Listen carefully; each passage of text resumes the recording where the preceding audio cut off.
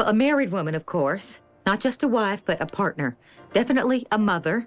Someone who is distinguished by her brain size, not her bra size. It's time to take a second look at Peggy Hill, animated television's least favorite narcissist and bad mom.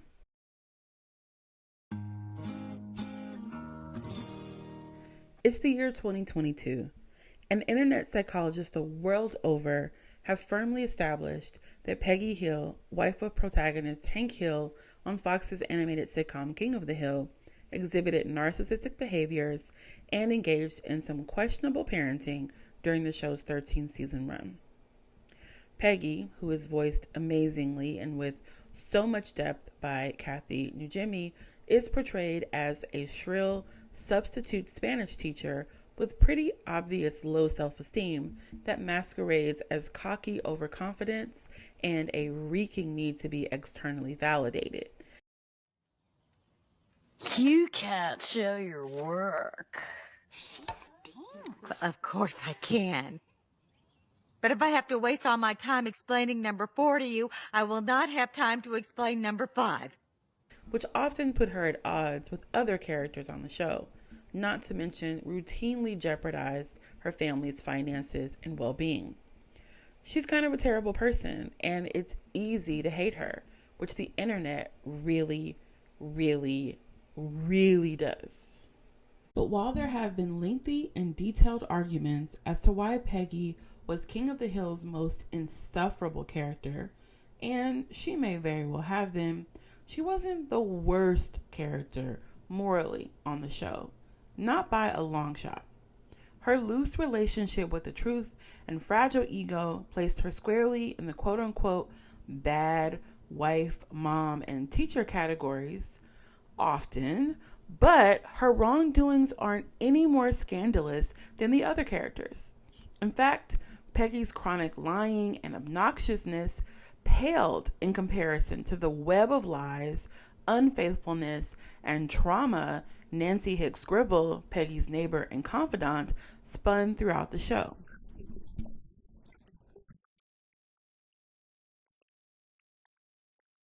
Dale Gribble, Nancy's husband and Arlen's resident conspiracy theorist, was a literal menace to everyone he encountered, and a running gag on the series was how he'd assumed the identity of a childhood classmate since the 3rd grade, even using his social security number and health insurance.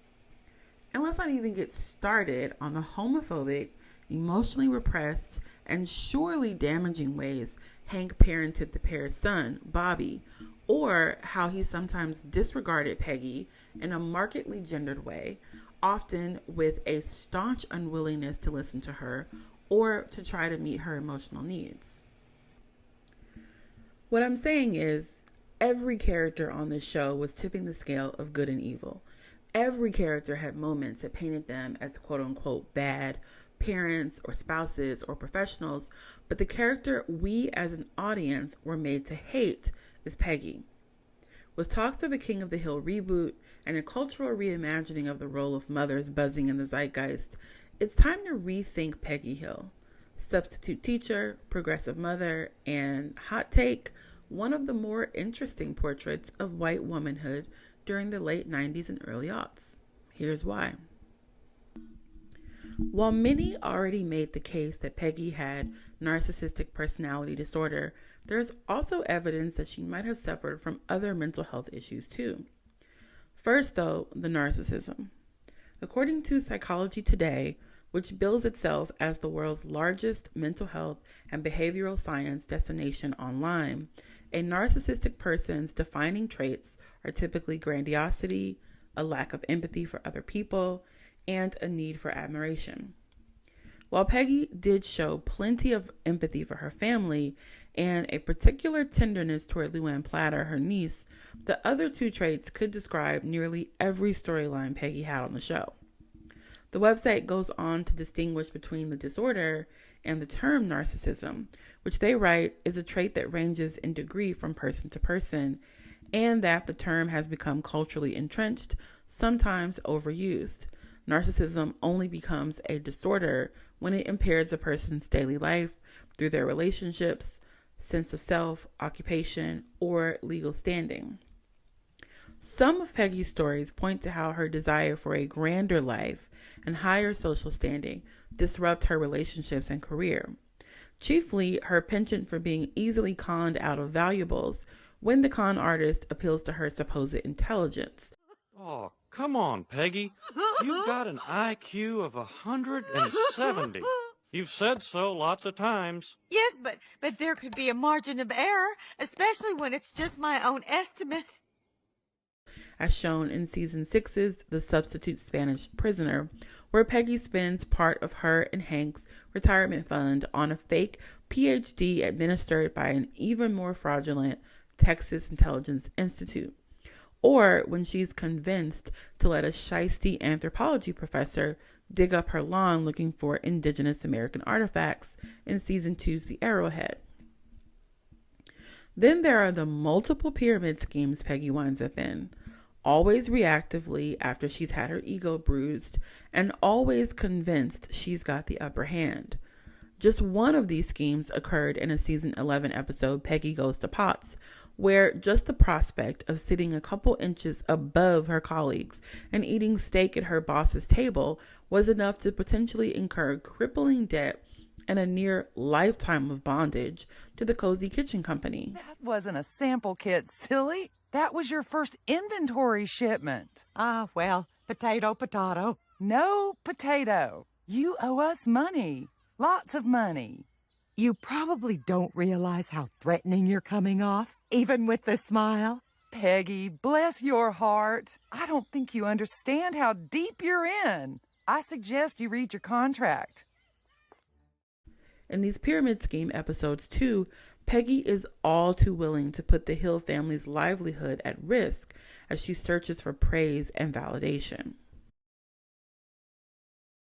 But then there are the other moments. A despondent Peggy sobbing into her hands, sometimes over what seemed to be thorny, deeply rooted wounds, like feeling unfeminine and inadequate around other women in the season 11 episode Peggy Horror Picture Show. More often, though, seemingly minor disappointments and setbacks were enough to dissolve this outwardly steely and confident woman to fits of tears, like when she thinks her garden gnome is stolen, or when she's sacked from her job as Tom Landry Middle School's cheerleading coach, a gig she'd had for just a few weeks as far as the audience could tell.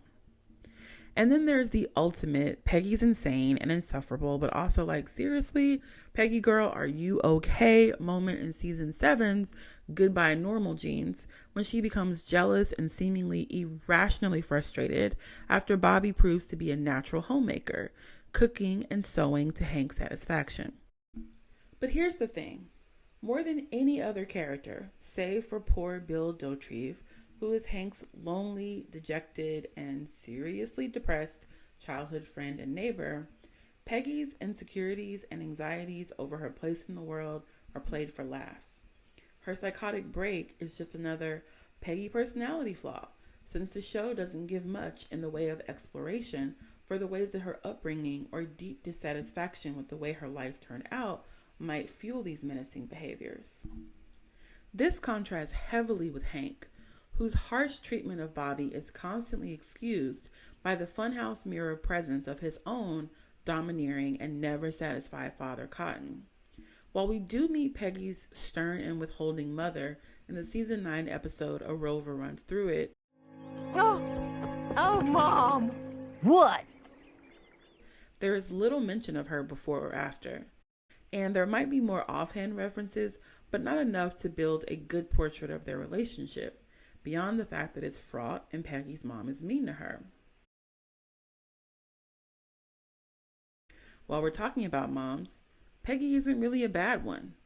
She is usually a doting and supportive parent to her son Bobby, and a nurturing and encouraging aunt to her niece Luann, who lives with the Hill family for a good chunk of the show. Even as we see her openly struggle with her own sense of self-worth, clearly influenced by an unhappy childhood, Peggy is generally open and receptive in her relationships with the young people in her life. This is especially true when compared to other mothers on Rainey Street. Men Sue Phone, Mom Connie, and Nancy, Mom Joseph. While we frequently see Nancy, the only working mother and breadwinner on the block, distracted and fussy when she's with Joseph, Peggy is generally attentive to Bobby and Luann, and it seems that she genuinely enjoys being a part of their lives. Min is a stay-at-home mom who's shown as being most interested in social climbing and tending to her rose garden. Her interest in Connie seems to be primarily focused on grooming her to become a stereotypical model minority, forcing her to spend all of her free time studying, volunteering, tutoring, practicing music, or competing in after-school clubs. Min rarely addresses Connie unless she is giving a direction or correction.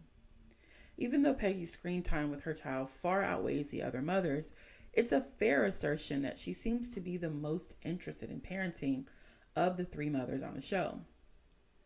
We also know that Peggy desperately wanted to become a mother, a process that was lengthened by Hank's famously narrow urethra and his unwillingness to ever undress at the doctor's office to be treated for his infertility. The stars aligned and Bobby was conceived, but he was their miracle child and they accepted that he would be an only child.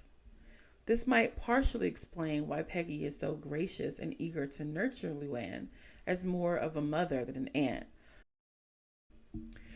Unlike Hank, whose own prone to depression mother and cruel, womanizing father make frequent appearances across multiple seasons to show how Hank became so narrow-minded and repressed, Peggy doesn't enjoy the same kind of character building. We're left to form some sort of profile of how she came to womanhood and motherhood only through brief flashbacks, offhand comments, and the one Platter family episode mentioned earlier. The show takes a pretty dim view of Peggy as a mother, though. Taken together, King of the Hill spends a lot of time on moments when Peggy is just being awful. In the aforementioned Goodbye Normal Jeans, the entire third act is just her in a bathrobe on Thanksgiving Day doing progressively terrible things until she winds up at her hairdresser, who she presumed was gay and an outcast on the holiday as she felt that she was. And she sobs with grief at the sight of his attractive wife and bouncing baby, screaming, You have a family that loves you?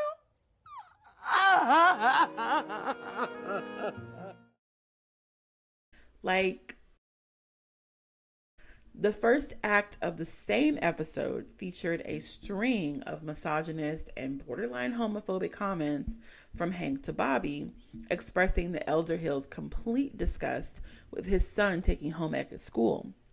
Peggy handles the comments in stride and even contradicts the outmoded thinking, telling Bobby, Oh, please. There's no rule that says only women can do housework and only men can have careers. On the other hand, Hank was often wildly wrong, overreactive, and completely unable to accept that Bobby isn't the hyper-masculine, strong, and silent son of his dreams. In those instances, the show usually framed Hank's behaviors as a slightly overreaching, maybe a little too stern lesson that Bobby ultimately needed. For example, in the season 8 episode Reborn to Be Wild, Hank sends his son to a youth Bible study because he thinks Bobby is being negatively influenced by rock music. The Bible study group turns out to be just as rock and roll as Bobby's pop music, with members praising Jesus while skateboarding and tattooing testimonies into their skin. Hank is predictably horrified, grounds Bobby, and drags him off stage of a Christian rock concert. At home, Hank produces a box of childhood toys that Bobby used to love, explaining that as people age, trends go in and out, and he doesn't want God to be just another trend that Bobby discards as an adult. Yeah, but no. If Hank's parenting were given the Peggy treatment, which it totally should have in this episode, Hank would have ended up with egg on his face and an overt message to the audience that he would never be satisfied with Bobby because of his narrow view of masculinity. But since the parent in question wasn't Peggy, the storyline got the father knows best treatment. Although both Peggy and Hank have their fair share of honorable and incredibly terrible moments as parents, King of the Hill was intentional about framing these narratives so that audiences would relate to and root for Hank while pitying and loathing Peggy. Despite this, or maybe even because of it, Peggy still stands out as charismatic, memorable, and just super interesting. Like so many television Karens and bad moms of the decades following King of the Hill's 1997 debut, her screen appearances crackled with fiery suppression, rage, sexuality, disappointment, some heady mix of all three. By creating a villainous foil to Dopey Hank, the show also created a very interesting woman character. Which brings us to the last reason Peggy Hill deserves a second look. She was punished by the show because she represented patriarchy's biggest nuisance, an woman. Although Peggy made constant references to her own attractiveness and desirability, the show made it clear that the greater community didn't see her the same way. She was constantly described as a man or man-like. Cotton, Hank's dad, once successfully quieted Hank by saying that even Bill's uncomfortable infatuation with Peggy carried undertones of how the show portrayed her as masculine.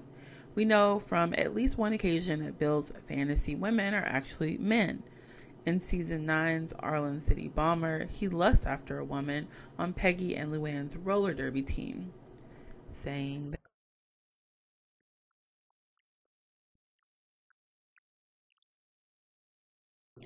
then there were the ways that Peggy was juxtaposed with Nancy, who was seen as a great beauty. Peggy is a frumpy brunette who wore her hair up in a schoolmarm style no matter the occasion.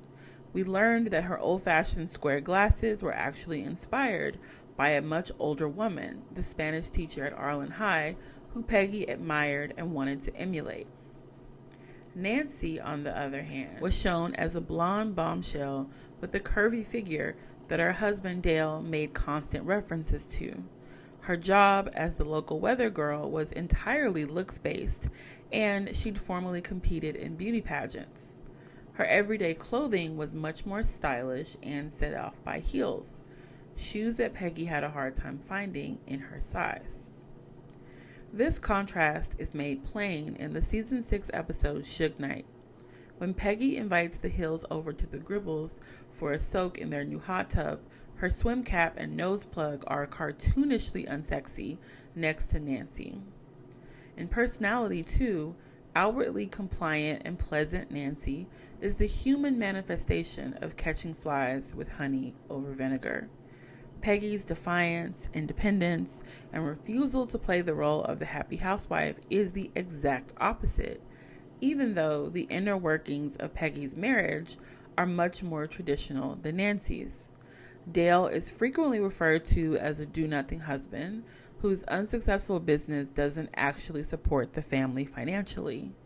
Even in these moments, when we see how Nancy plays a more traditionally masculine role in her family as the breadwinner, she is in constant service to Dale's ego and fragile facade of masculinity, something Peggy does not seem interested in. The summation of this is Peggy is allowed to be openly humiliated and mocked throughout the show, implicitly and explicitly. She is described as not being good enough for her not very successful or attractive husband Hank, because in a patriarchy, being the lowest possible iteration of a successful man makes you deserving of a trophy wife like Nancy.